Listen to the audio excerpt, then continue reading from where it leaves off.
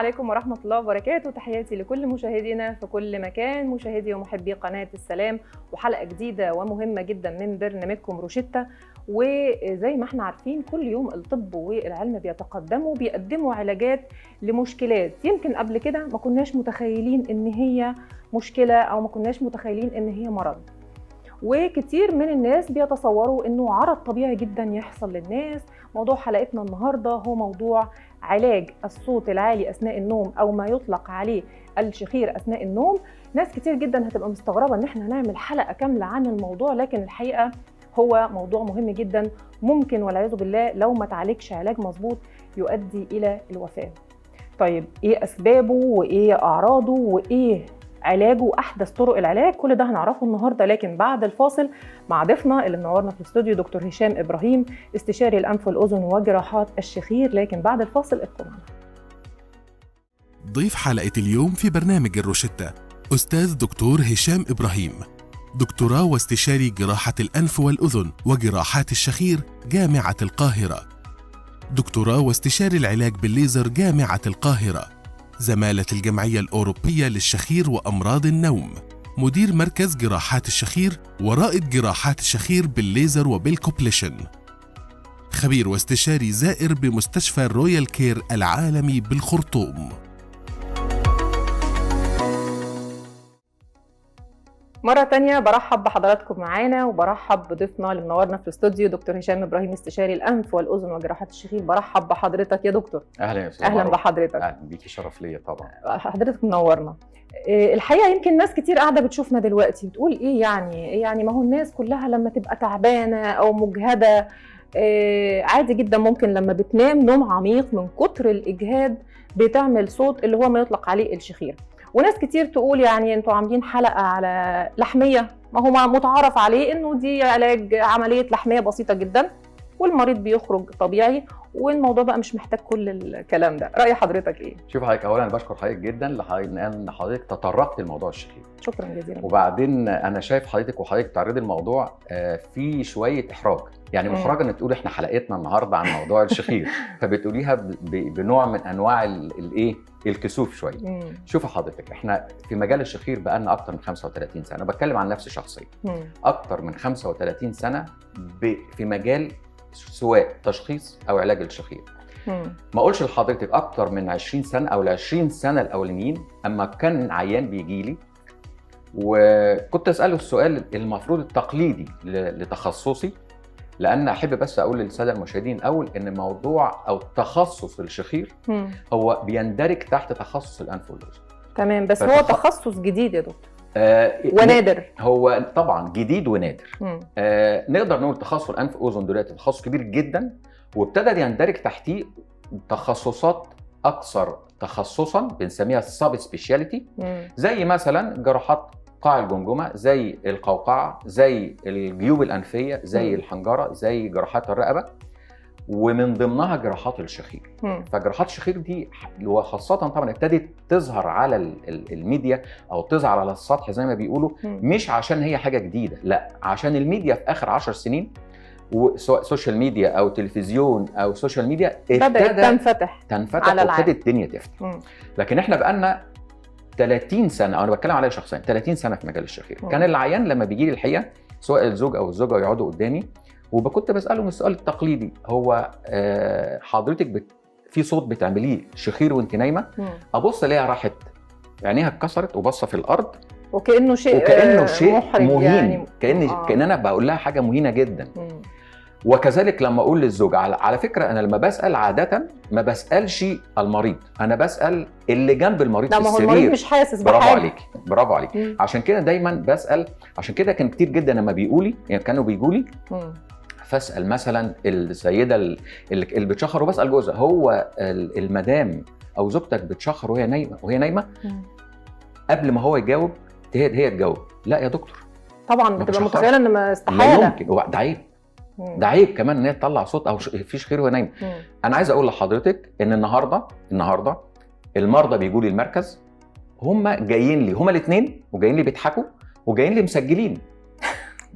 شوف حضرتك، مسجلين لبعض. ايوه مسجلين لبعض، مش مسجلين عشان هو يجي يعني يعني يقول حاجه بايخه عليها ابدا. لا هو اعتقد عايز تعالج بالظبط. واعتقد انه يعني هل مثلا مده المده او التون الصوت بيفرق؟ حضرتك بتشخص بالمده او بالتون؟ لا ده قصه كبيره، خلينا نبدا واحده واحده. طيب. شوف حضرتك، هو السؤال البسيط جدا للناس اللي ما تعرفش يعني ايه شخير. هو الشخير يعني في عند زي ما انا قلت لحضرتك كده شخير عرض وشخير مرض. ايه هو شخير العرض؟ الشخير العرضي اللي هو واحد بيرجع تعبان كل اسبوع، كل 10 ايام، او زوجه نفضت النهارده، عملت اي حاجه فمجهده قوي، مجهده، طلعت صوت وهي نايمه مره في الاسبوع او مره كل 10 ايام. ده مش مرض. ده مش مرض.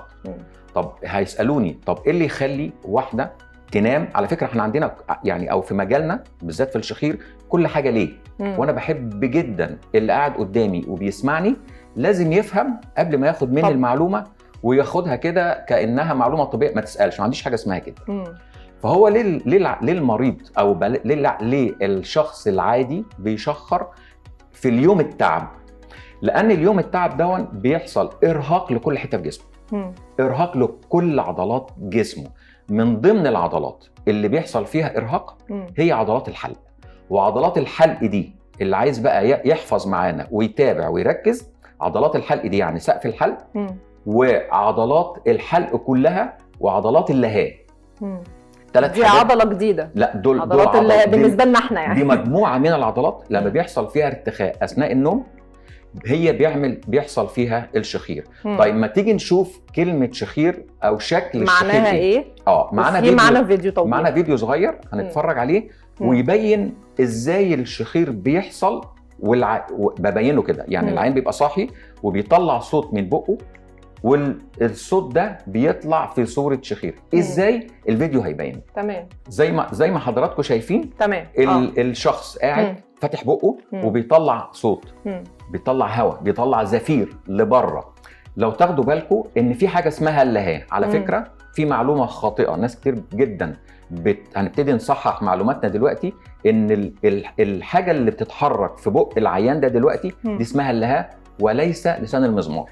تمام. عشان الناس كلها فاكره يقول لك لسان المزمار عندي هو اللي بيعمل لي لا يا فندم، لا ده اسمه اللهاه. وانا كل معلوماتي بتبقى طبيه عشان اللي بيتفرج عليا وبيسمعني يخرج من عندي عارف فاهم. المعلومات الطبيه فاهم. بألفاظها مظبوطه. تمام. فاللي انتوا شايفينه ده خروج الهواء مع ارتخاء في سقف الحلق وارتخاء في اللهاه اللي هي الجزء ده. حركه اللهاه وحركه سقف الحلق مع دخول وخروج الهواء هو اللي بيعمل الشخير زي ما حضراتكم شفتوا. ده في حاله العرض او المرض؟ الاثنين.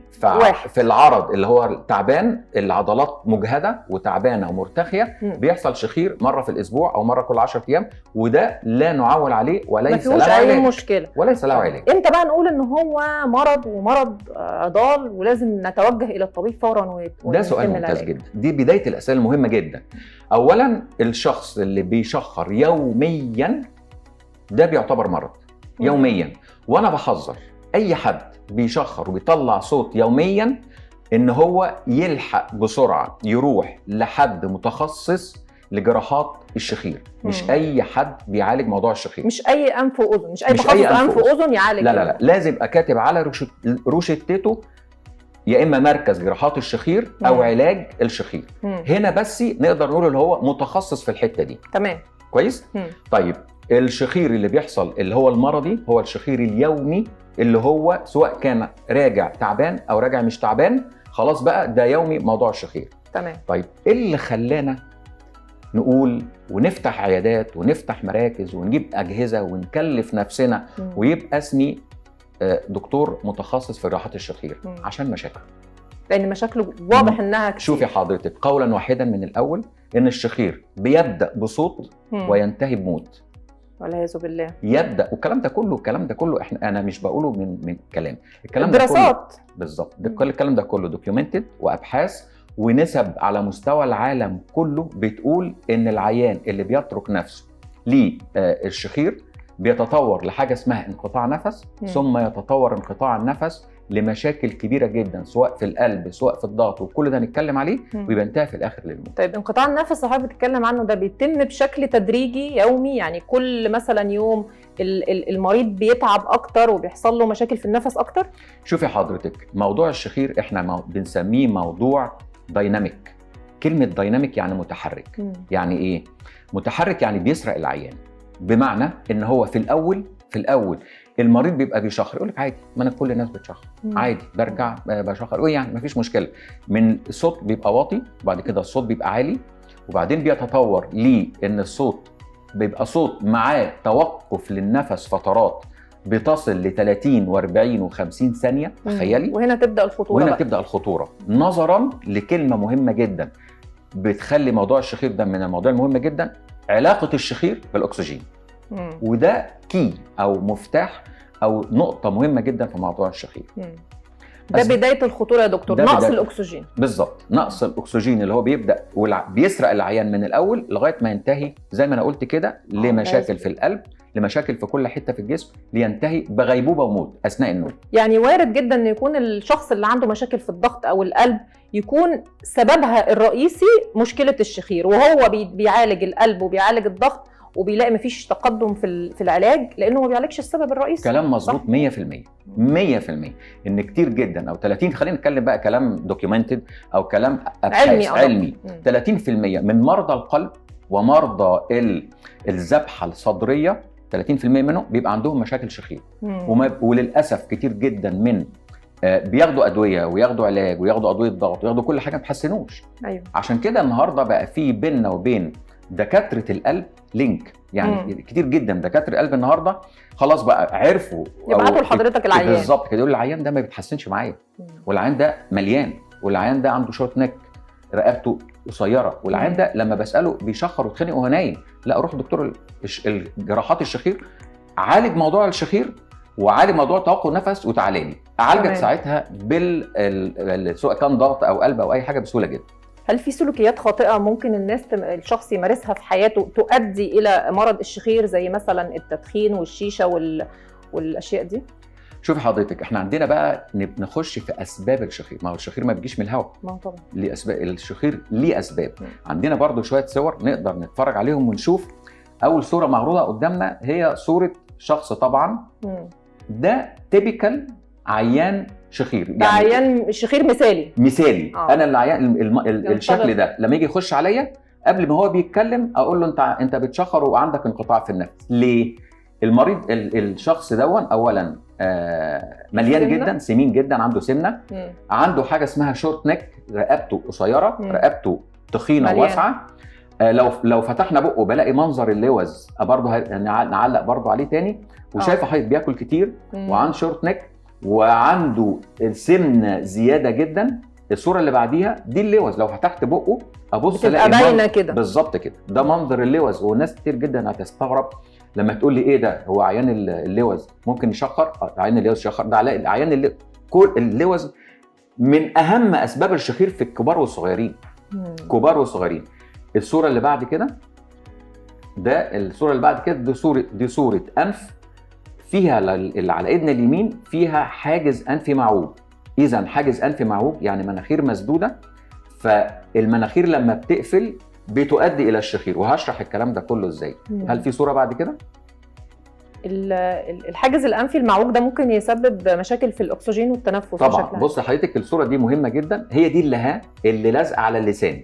على فكره ممكن ناس كتير جدا مننا ممكن مبدئيا يبتدي يشخص هو نفسه موضوع الشخير ان هو بيفتح بقه في المرايه بالمنظر دون ويلاقي ان اللي نازله ولازقه على اللسان طالما لمست اللسان بالمنظر ده يبقى في مشكله، يبقى في شخير، ما فيهاش كلام، يبقى مرض كمان، يبقى مرض خلاص بقى. يبقى مرض. ده طفل برضه، عشان كتير جدا فاكرين ان موضوع الشخير ده موضوع للكبار، لا ده للصغيرين. الطفل ده طفل بيشخر، بنشخصه وهو داخل عندي هو داخل عليا. اولا شفايفه كبيره، فاتح بقه، سنانه ابتدت تتغير وتبرز لبره. هتبص تلاقوا فتحتين الانف بتوعه ابتدوا يصغروا نظرا لان الهواء ما بيخشش من الانف، خلاص الانف ما بقاش ليها لازمه، فابتدى بقه يتنفس من بقه. برافو عليك، بيبتدي يتنفس بقه. ليه؟ لوجود اللحميه عند الاطفال الصغيرين. فاللحميه تضخم اللوز عند الاطفال الصغيرين، طفل بيشخر ومالوش علاج غير ان اللوز اللحميه يتشال. يعني كده معنى كده ان الشخير بيبدا من من ايه؟ من دي 1، يعني من اول يوم. ده الشكل الطبيعي بقى، ده مهم جدا. ده الشكل الطبيعي لاي حلق طبيعي.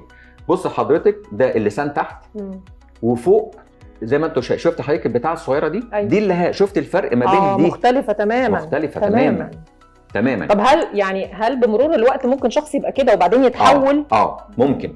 ممكن شخص بالمنظر ده في الاول وهو صغير يتحول نتيجه سلوكيات وعادات خاطئه جدا، يبتدي اللي هو تتضخم. شايف حضرتك اللي في الوش خالص ده، اللي في الوش ده اللي بنسميه الفرنجيال وول، اللي هو عضلات الحلق او الحلق في الوش بالظبط. انا شايفه، شوف انا شايفه ازاي. أيوة. كتير جدا من عيانين الشخير لو فتحوا بقهم مش هيشوفوه لان العضله هتبقى نازله، لان سقف الحلق مترهل جدا، اللحية مترهله جدا، اللوز متضخمه جدا، وكذلك اللسان وقاعده اللسان. فاللي يفتح بقه ما يشوفش ولا حاجه من الحاجات دي، يلاقي الدنيا سد قدامه. فممكن عيانين عادي جدا يفتح بقه ويشخص نفسه مبدئيا ويجي لي يقول لي انا عندي مشكله، وده العيان بيجوا لي دلوقتي يقولوا لي كده. طيب بيحصل انه بيجي لحضرتك ناس حسوا بالمشكله وراحوا للطبيب وقال لهم لا ده في لحميه وشلل اللحميه وما زالت المشكله مستمره، بيجي لحضرتك النوعيه دي ده يوميا. ليه بقى؟ لان يعني المتخصص في جراحات الشخير عينه بتقع على حاجات يعني ممكن الطبيب العادي ما بيشوفهاش. بمعنى ايه؟ لو انا هقول لحضرتك دلوقتي اسباب الشخير بصفه عامه، هتكتشفي ان اسباب الشخير لا حصر لها. مبدئيا في الانف، اي مشكله تسد الانف تعمل شخير، اي مشكله تسد الانف تعمل شخير. خدي عندك بقى حضرتك من اول غضروف الانف تضخم، وده هنعمل له حلقه مخصوص غضروف الانف، لان النهارده غضروف الانف اصبح زي ما بيقولوا ايه بقى، هو الايرا او هو الموضه النهارده، لان كل عام بيجي لي انا شلت غضروف الانف. مشكله في منتهى الخطوره، ما حدش يلمس غضروف الانف قولا واحدا. فلو حصل تضخم في الانف، في غضروف الانف يحصل مشكلة. طبعا حد هيقول لي دلوقتي الله ده انت بتقول لي تضخم في غضروف الانف وما حدش يشيل غضروف الانف. طب ازاي بتيجي ازاي؟ ما هو لما بيجي جنبه بيحصل مشاكل. ما هو تضخم، فاحنا المفروض نشيله عشان الدنيا تبقى كويسه. ليه علاج مختلف تماما. ايه بقى؟ نصلح ونعالج سبب تضخم الغضروف، لكن مش جراحه، مش الغضروف نفسه، الا في حالات نادره وباجهزه متخصصه لتصغير غضروف الانف. انا كلامي طبي، تصغير غضروف الانف، ليس استئصال وليس يعني استئصال نصفي حتى او جزء. تمام؟ فاحنا قلنا اي مشكله بتسد الانف بدانا بيه غضروف الانف، بدانا بحاجز قلنا حاجز انفي. لحميات الانف سواء للكبار او للصغيرين، الفرق كبير جدا ما بين لحميات الكبار والصغيرين. ايه الفرق ده؟ ايه الفرق؟ الصغيرين عاده احنا عارفين ان لحميه الصغيرين صح كده؟ ودي بتفضل لغايه مثلا 8 سنين 9 سنين بالكثير 10 سنين.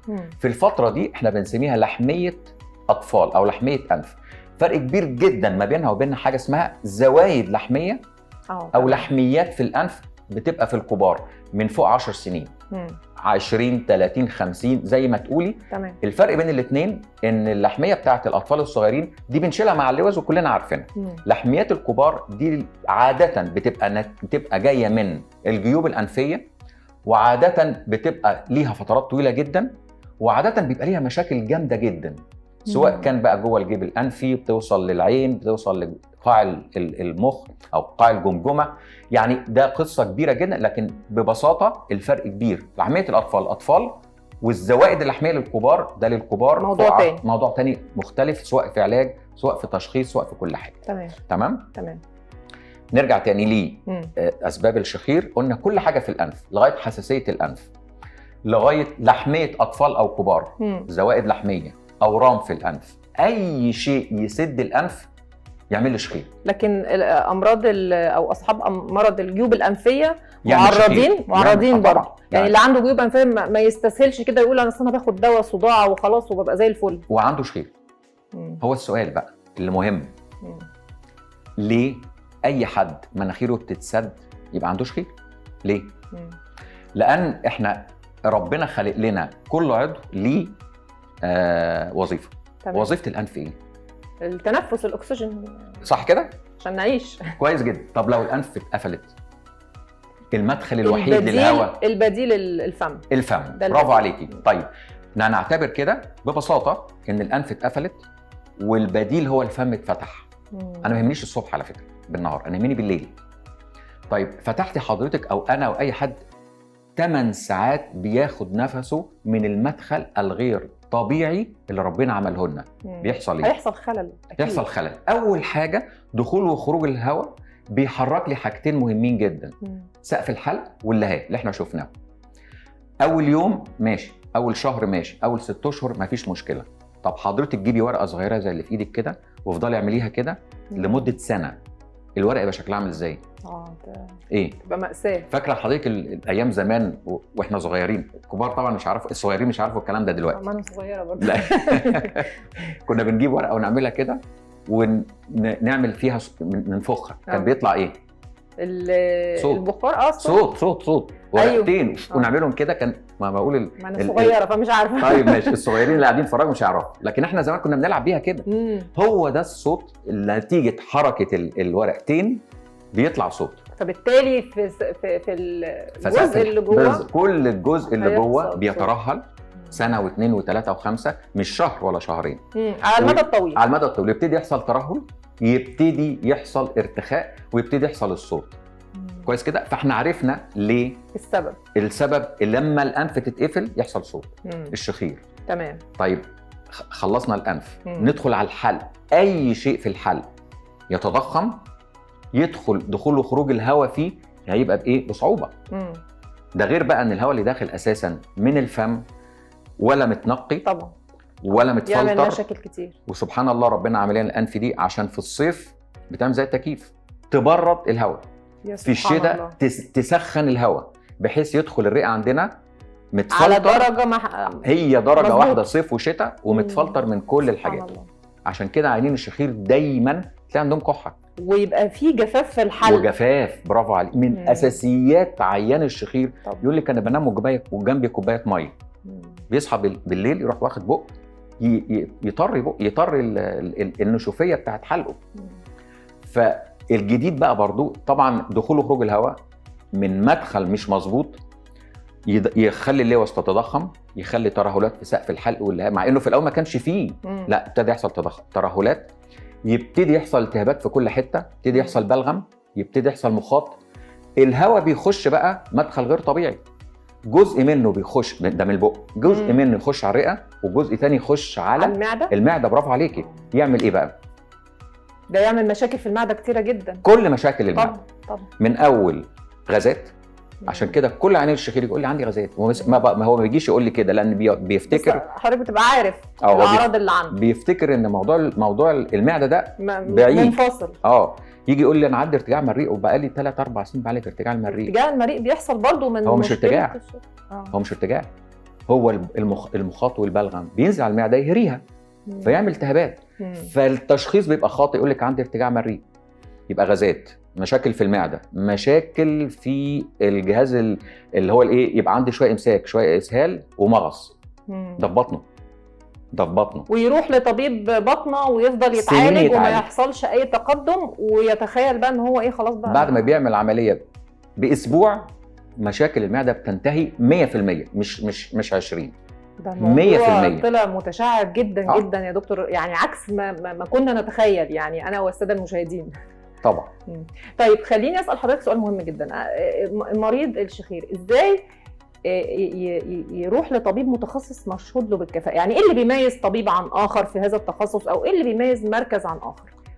شوف حضرتك، هو طبعا انا عايز اقول بس ايه، يعني هي للاسف ان يعني الاطباء المتخصصين في موضوع الشخير لا يتعدوا اصابع الايدي الواحده. ده في مصر ولا على مستوى الشرق الاوسط كله؟ لا يتعدوا 4-5 ومعروفين بالاسم. عشان كده لما بيجي لي حد، هو مش انا مش بقول كده عشان يعني زي ما بيقولوا كده ارفع من قيمتي وانزل، ابدا خالص، لا ابدا والله.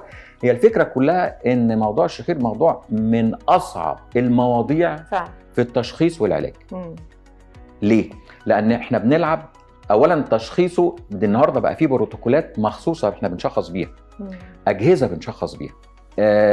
قبل ما العيان بيخش لي بيتعمل له حاجه اسمها كارت للشخير، بعرف طوله، وزنه، بعرف مقاس رقبته، بعرف مقاس الحاجه اسمها التشين حاجه يعني حاجات مخصوصه حاجات قبل ما دقيقة بيخش لي جداً. بيكون عدى على المساعد بتاعي بيعمل له فحوصات. لازم اعرف الاكسجين بتاعه كام قبل ما يخش لي وهو صاحي.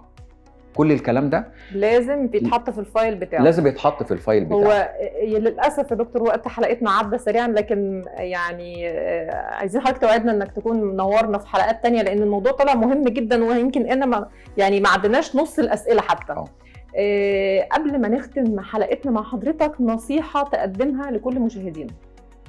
والله النصيحه يعني اكيد اتقالت في وسط الكلام، ان يا جماعه ما تستسهلوش ابدا بموضوع الشخير، دي نمره واحد. واي حد عنده قلنا الشخير المرضي اللي هو يوميا، حتى لو ما فيش انقطاع نفس، حتى لو ما فيش مشاكل، يتوجه على طول لاقرب حد متخصص في جراحات الشخير. نمره 2، يعني ارجوكم محدش يلعب خالص في موضوع غضاريف الانف، وهنعمل لها حلقه، دي نمره 1. والحاجه الثانيه، محدش يعمل عمليه شخير الا المتخصص في جراحات الشخير، لان الجزء الخطير في موضوع الشخير هو الجزء بتاع الحلق اللي بيتعمل فيه تجميل، واحنا هنتكلم على الكلام ده طبعا. موضوع التجميل والاجهزه اللي بنشتغل بيها في موضوع التجميل، الحلق واللهاه واللوز والعضلات الحلق والكلام ده، لان دي منطقه حساسه جدا. اللي ما عندوش خبره في التدخل فيها بالاجهزه المخصوصه بتاعه الشخير، للاسف بيجي لنا بمشاكل، وللاسف مبقاش ليها حل. بشكر حضرتك شكرا جزيلا دكتور هشام ابراهيم، استشاري الانف والاذن وجراحات الشخير. شكرا يا فندم، نورتنا. اهلا وسهلا بحضرتك. مشاهدينا في كل مكان، حلقه كانت مهمه جدا جدا وفيها معلومات جديده يمكن بتتقال لاول مره. اللي ما لحقش حلقتنا النهارده يشوفها بكره باذن الله في الاعاده. بشكركم على حسن المتابعه، والسلام عليكم.